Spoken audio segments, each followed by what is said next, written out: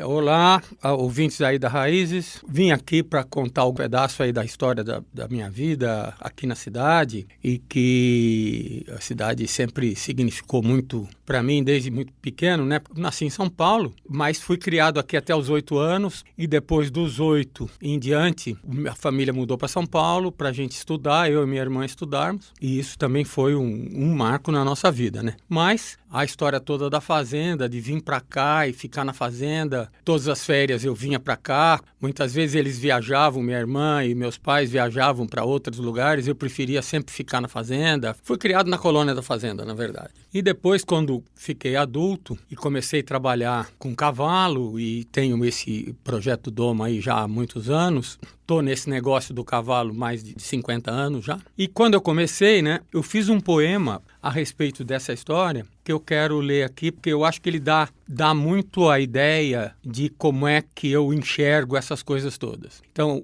o poema chama Meu Trabalho, Minha Fantasia de Menino. Férias na fazenda, sempre os cavalos. Filmes de cowboy no cinema da cidade. Roy Rogers de Trigger, Genial Tree Champion, Zorro e Silverton, Mix e Tony, Rapalon Cassidy de Topper. Gente que pegava o chapéu no chão sem descer do cavalo. Gente que não montava, saltava no estribo. Gente que vinha correndo, saltava pela garupa, encaixando na sela, pronto para partir. Aqueles cavalos maravilhosos ficavam ali parados esperando seus cavaleiros como se soubessem tudo que estava acontecendo, como se soubessem o script. A vontade do seu cavaleiro era sua também. Havia muitos esbarros, havia muitos rollbacks também. O tempo foi passando e os filmes mudando. Em Roy Bean the Judge, Paul Newman espina seu cavalo num cruzamento de uma pequena cidade atirando num ângulo de 360 graus. Em Os Cowboys, John Wayne contrata um bando de crianças para serem integrantes de uma comitiva para viajar um gado, não sei quantos dias de marcha. O teste dos meninos era montar uma égua redomona, ela é encilhada, racamor na cabeça, e um por um dos meninos monta e cai. O último para nela e espina para os dois lados. E assim os meninos veem como é o começo daquilo que os espera.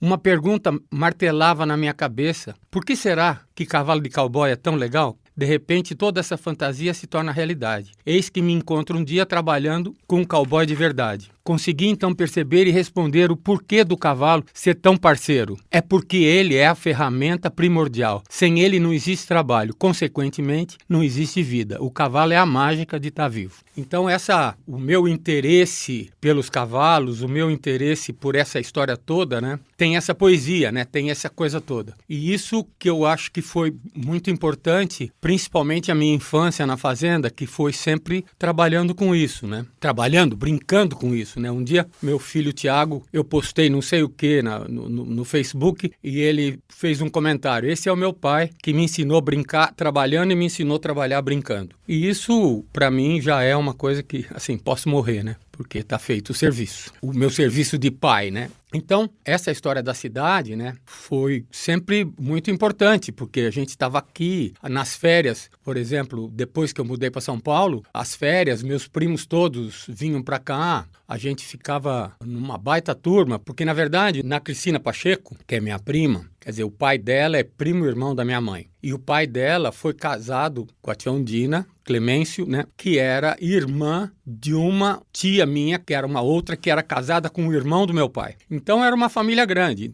O pessoal do lado dos Clemêncio vinham para a Fazenda Milhã, os nossos Borbas todos vinham para a fazenda nossa aqui, né, do Fazenda Santo Antônio, dos meus pais, e ficava aquele turmão aí, né, andando a cavalo, vindo para a cidade, os meninos mais velhos namorando as meninas da cidade. Então era sempre uma festa grande e muita gente, né, e isso sempre foi muito importante.